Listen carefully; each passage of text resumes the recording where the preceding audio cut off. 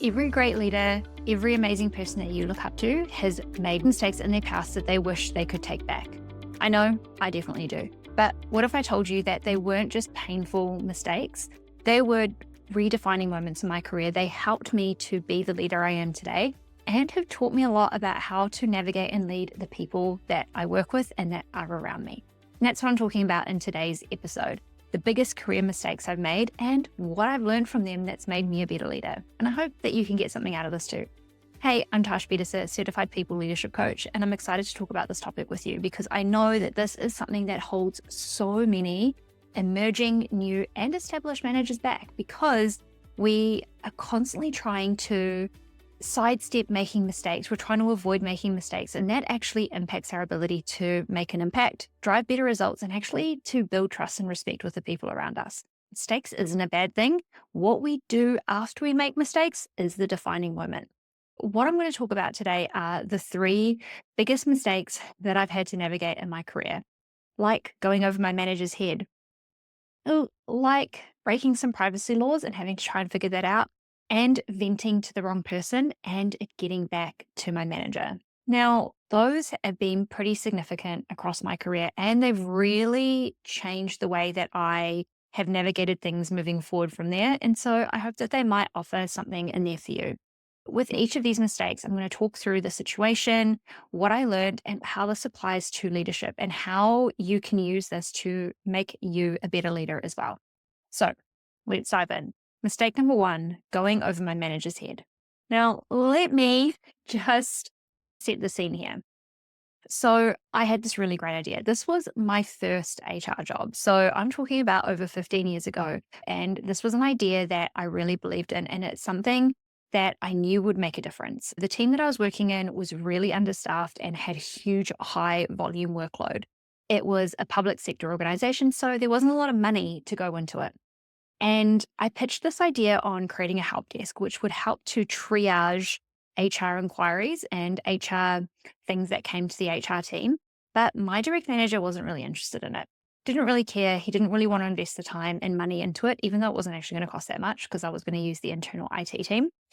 And I was super frustrated. And I was like, this is a game changer. This will help the team so much. So what I did was I went above him and I talked to his GM and I sold the idea to his general manager and it got the tick off. It got the tick to go ahead. Now, that didn't end up so well for me in the relationship with my manager. And I had to work really hard to prove that my idea was actually going to be successful. And I needed to essentially rebuild my relationship with my manager to show that I still respected him and to try and rebuild that trust back with myself. And also show him that sometimes a good idea does require some listening, even if you personally may not think it's a good idea. I worked with the IT team, I worked with the HR team, and remember my first HR job. And 6 months later, I had built the full help desk and rolled it out. I did training with the organization and we got it up and running within 6 to 8 months. And it made a significant difference to the team. I got to work on more HR queries that actually built my skill set, built my experience, and I reduced the amount of work that was getting to the HR business partners and the HR managers, which meant they had more time to work on the higher level work and the strategic work. So it ended up being like, honestly, the best idea. But hindsight, now, if I look back at this, what I really had to learn was even when you know that your idea is right, even when you know that is the idea that needs to be followed, how you communicate it and how you get buy-in is what matters. So it's not always about what you're communicating, it's about how you're communicating and how you're influencing the people around you to buy into your idea. So when you are wanting to manage up, when you're wanting to get your manager to say yes, say no, change their mind, buy into something, how you influence them is going to be the biggest defining factor. And influencing isn't about how do I control them to get what I want, but how do I connect with them to be able to showcase my idea, to help them to connect to why this is important to me, but also how do I learn about what's important to them and how I can get my idea over their line with what's important to them. And that is what is really important. And what I really had to learn was, how do I strengthen my influencing skills? So, how can I build more connections with the person that I need buy in from rather than bypassing authority to try and get what I want? Now, I know that sometimes trying to bypass is it's the faster way, but it's not necessarily going to be the thing that actually helps you in the long run. So, really learning how to influence and build that relationships that you can leverage it when you need to is ultimately going to be the most important thing. And it's also really important to learn how to advocate for what you want without burning bridges in the process. I worked really hard to reestablish that relationship, to rebuild that trust and respect between us. And luckily, I was early on in my career that I could fall back on a little bit of my naivety and my ignorance. But as I went further along in my career, I couldn't rely on my naivety. I couldn't rely on my ignorance because I was more experienced. I had more opportunity to be in more situations. So I needed to really flex that muscle and learn how to do it really well. So, something that I really want you to take away from this lesson in particular is, before pitching something bold, before asking someone to buy in to what you want and trying to get a yes, I want you to ask yourself, have I built the right relationships and have I built alignment with my direct leader? Have I built relationships with the people that matter in this decision making process? And have I built enough of a relationship with my direct manager to get the outcome that I'm looking for? And another follow up question is, am I considering the relationships that are important to me as much as I'm considering the result? Because I know when we really want something, when we're really pushing for an idea, we can sometimes be too fixated on the outcome and the result that we want rather than focusing on the relationship that we need beyond that result coming in. So that's my mistake number one. And that's what I want you to really think about and take away from that one. The second mistake, this was the one that I still think about quite often. And to be honest, and I'm going to be a little bit vulnerable here, I do hold a little bit of shame around this one because I should have known better. I shouldn't have done what I did. But hindsight's a wonderful thing. And we can only have hindsight because we made the decision in the first place. So the second biggest mistake that I made was breaching privacy laws to get something done. And this was quite a unique situation. It's something I'd never done before. It's something that I had no experience in. I was working with our US office and I was working with some US lawyers, and the Privacy Act and everything like that it's very unique and quite different in different states and different countries. And I was following through on requests from the US and I wasn't thinking about what are the implications for New Zealand, especially because the people that they were involved were in New Zealand. And I got all the work done. I did what I needed to do, but I just overlooked that tiny but really important detail around privacy and the impact of that. I needed to walk into the CEO's office and have a really uncomfortable, really humbling conversation with the CEO. I really had to front up to the fact that I didn't do my due diligence in what this process required and what was actually being asked of me, and if I was doing it in the right way. I got it done, but it wasn't in the right way. It really knocked my confidence. I really had to work hard on reminding myself that this isn't a reflection of my whole career. This isn't a reflection of who I am as a person. I overlooked something. And what that actually taught me was, I'm never going to overlook anything like this again. I learned from that that I really will do my due diligence. I will always do my due diligence on processes that I don't understand. You don't know what you don't know. And I need to always remind myself not to be too hard on myself, that sometimes you do have to make these mistakes. Sometimes you do have to go through these experiences to recognize, okay, this is what I will know next time. And the lessons that I really want you to take away from this mistake is that sometimes having the pressure to deliver a result can cloud our judgment. It can make us not think about things properly and not think about the things that is necessary in order to do it in the right way. And just because something is efficient, just because you found an easy way to do something, doesn't mean that that is the right way. It's not necessarily the way that we should be doing it. So that's always something to think about.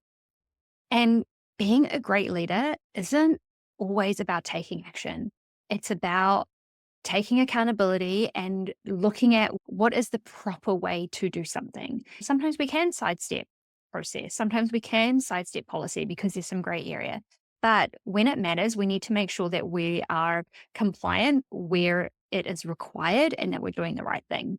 For me, what it has taught me in the future of my career and what I've always taken with me is if I don't know something that could be a potential sensitive process, I am going to do what I can to find out that information. I'm going to do what I can to find out everything that I need to find out to do it in the best way. So that is just always something to think about. And what I want you to really take away from this is that there is always a balance between being quick and getting stuff done and doing your due diligence. So making sure that if you don't know, that you're asking the right questions, that you are seeking out support and help and expertise from other people who can give you what you might be lacking. And that doesn't mean that you are not great at what you do. It doesn't mean that you're incompetent. It means that you recognize what you don't know. And that is a really important and powerful trait that leaders need to have. And so, what I want to encourage you is that if you've made a mistake, no matter how big, no matter how dire, own it, learn from it, and let that be a refinement moment for you. Let that be a lesson in what you will do differently next time.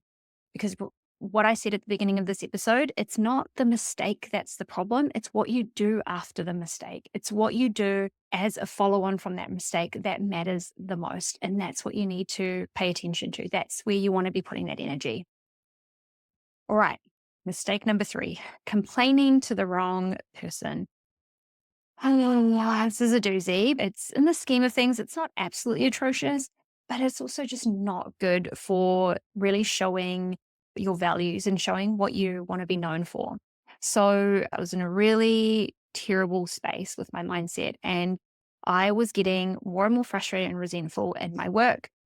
And I vented to the wrong person at work and I complained and I just let it all out, which isn't unhealthy, but it is not necessarily the right thing depending on who you're doing it to.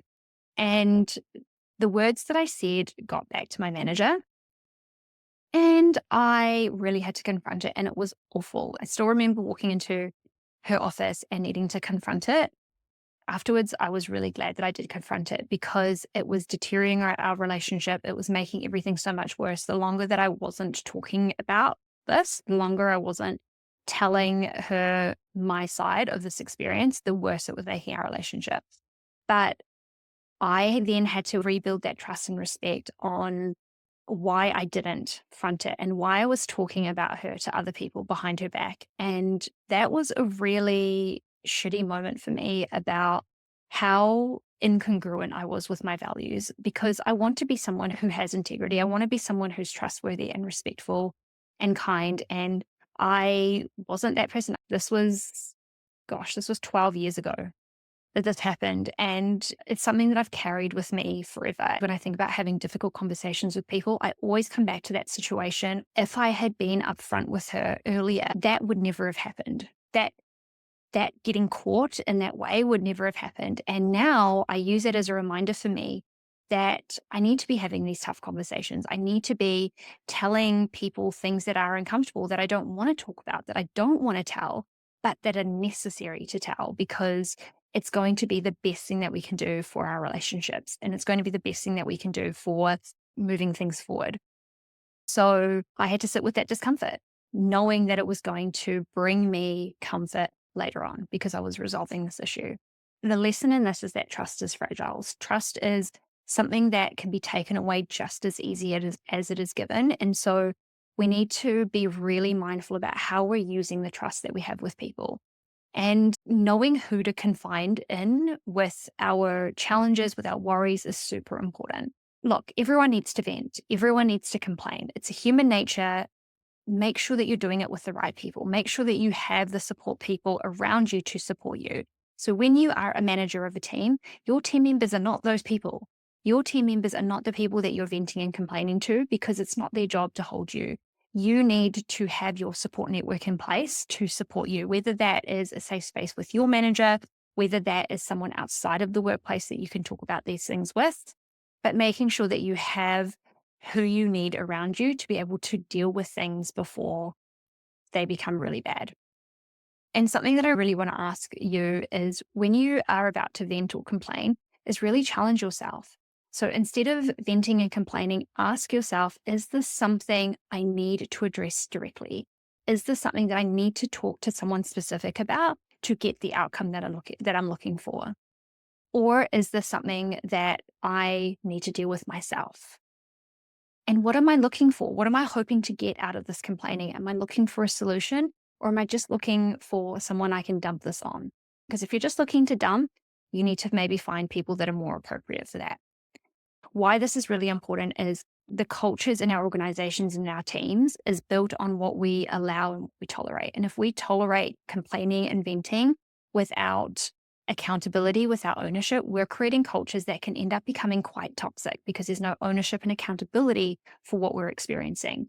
And so this is something that's really important. If you want to build a healthy culture within your team, you need to be so intentional about what you're allowing and what you're enabling in terms of behaviors and actions within your teams. Something that I always remind a lot of the leaders that I coach and work with is, how can I shift from complaining to changing? So I'm going to do a separate episode on this, but one of the best ways that you can move from complaining to changing is asking 3 questions. Number 1, what is the real problem here? Number 2, what is the outcome that I'm looking for? And number 3, what am I going to do about creating that outcome? So that is how we shift from complaining to changing. And that's also how you can start to initiate a coaching conversation by asking questions and helping people to move from complaining to changing. And this is something that you can do with anybody who's complaining and venting to you. Ask those questions to help them move from being a complainer to a changer. So those are my 3 biggest career mistakes. Those are the 3 biggest things that I still think about, that still keep me up a little bit here and there, but that I've turned into becoming really pivotal lessons in my leadership journey so that I use them as mechanisms to be a better leader now.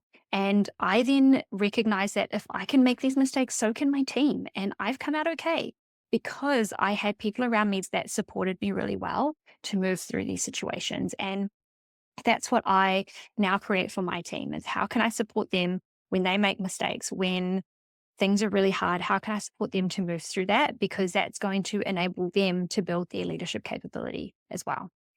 So to wrap up, I just really want to say that leadership isn't about being perfect. It's not about getting it right all the time. It's about doing the best that you can with what you know.